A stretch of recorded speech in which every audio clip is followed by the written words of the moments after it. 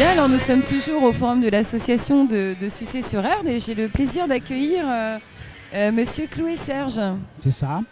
Donc vous êtes président de l'association Solidarité Emploi. Depuis un an, oui. D'accord, donc sur le bassin nantais en fait. Pas sur le canton, plus sur Nantes Nord. D'accord. Voilà. Et alors l'objectif, j'imagine que c'est l'emploi.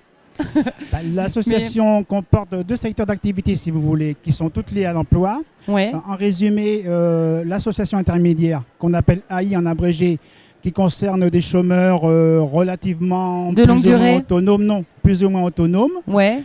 Et puis, autrement, le chantier d'insertion, qui là va s'occuper de personnes en grande difficulté pour les ramener vers l'emploi si possible, ou la socialisation, ou des formations, ou d'autres choses comme ça. Voilà. Mais là, les deux secteurs sont un petit peu distincts, avec deux structures qui vivent ensemble, mais qui sont un petit peu différentes. D'accord. Et quel genre de population viennent chez vous?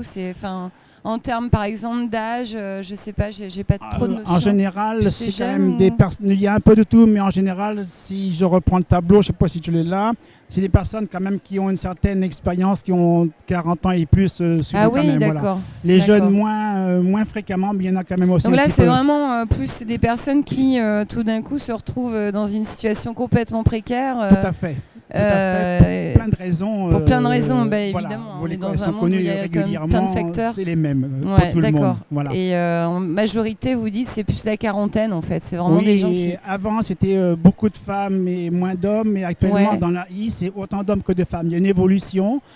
C'est quasiment maintenant 50-50. Ouais. Alors qu'auparavant, c'était beaucoup plus les femmes. Pourquoi, on ne sait pas, mais c'est le constat que l'on a fait cette année. D'accord, donc voilà. Autant d'hommes que de femmes maintenant, quoi. Oui, qui viennent chercher alors ce qu'on appelle un peu ce qu'on appelait par le passé des petits boulots. Mais ça peut être dans quoi? Dans le maraîchage, dans la vente, dans non, un peu tout. Maraîchage mais c'est au départ entretien, jardinage, et puis après ça a évolué. Ça c'est par rapport aux particuliers, et de plus en plus maintenant on s'oriente vers des missions un peu plus professionnalisantes. Dans des entreprises, dans des collectivités, dans des associations. Quand des associations, ça peut être une maison de retraite, ça peut être une école, ça peut être une école privée par exemple qui est style associatif. Donc il y a une évolution de plus en plus.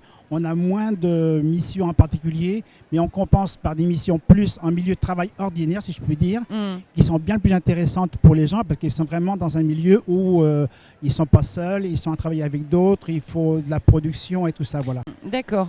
Et vous diriez que les gens qui arrivent chez vous, c'est surtout parce que Pôle emploi n'a peut-être pas pris le temps ou n'a peut-être pas eu le temps de le faire?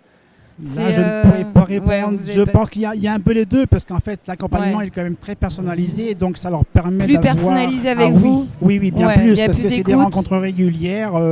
On met quelqu'un en emploi, il y a un retour de l'employeur, il y a un retour avec l'employé, le salarié, pour savoir comment ça s'est passé, s'il y a eu des échecs, si l'employeur est content. Dernièrement, je suis arrivé hier et il y a un employeur qui a pris quelqu'un, il y a une quinzaine de jours, qui dit « moi je reveux telle personne ». Parce qu'il a constaté que la personne était assez efficace et quelquefois…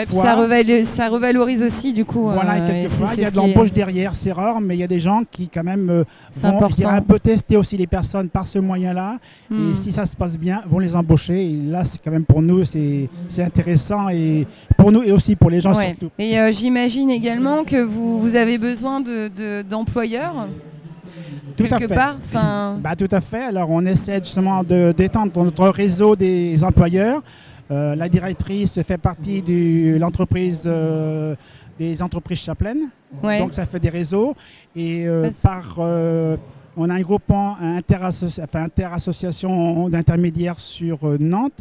Et on s'est regroupé pour pouvoir justement passer des conventions avec différents types d'employeurs, style les bailleurs sociaux par exemple, l'accord, pour pouvoir avoir des entrées à droite et à gauche, et aussi se passer, je dirais, des informations par rapport à différents employeurs qui ont cet esprit aussi de vouloir sortir des gens du chômage et de les accompagner. Ça compte aussi que l'employeur, il a l'esprit de dire j'emploie quelqu'un, mais pour le faire progresser. Pour des résultats. Voilà, pour des résultats.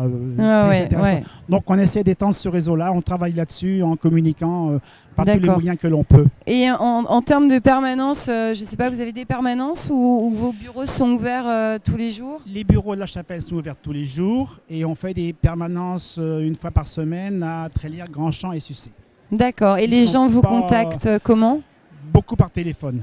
Ouais, Beaucoup parce que par finalement, téléphone, les chômeurs n'ont pas tous Internet. Non, non mais je rigole, mais c'est vrai que... Ils se déplacent. Mais ce matin, j'étais à Grandchamp, donc des personnes sont venues me voir pour prendre des Ouais. contacts dont j'ai donné les Et références. c'est bien aussi, Et ouais. après, ils iront en permanence, suivant leur moyen de locomotion, parce que ça compte aussi ça Bah, beaucoup oui, pour oui, les gens. oui, oui, ouais. Où ils vont téléphoner, soit pour... Là, j'avais quelqu'un qui cherchait du travail et une autre qui cherchait quelqu'un pour faire du travail. Voilà. Bah, c'est super ça. J'avais les deux, donc Ouais. c'est vrai que c'est pas inscription pour le sport, mais c'est très intéressant aussi d'être présent quand même, de montrer qu'on existe par rapport d'une part aux populations et aussi par rapport aux élus qui aussi quand même sont des donneurs d'ordre importants pour nous aussi. Bien sûr. Parce qu'en fait, on a des contrats réguliers avec les différentes communes, Mm. plus ou moins.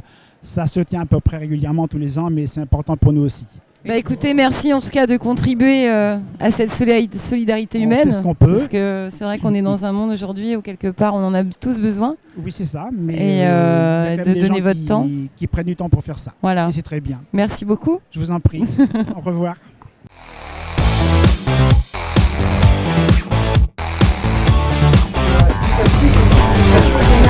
D'art contemporain. Donc c'est un lieu qui a plusieurs missions. La première, c'est de ici on a plus de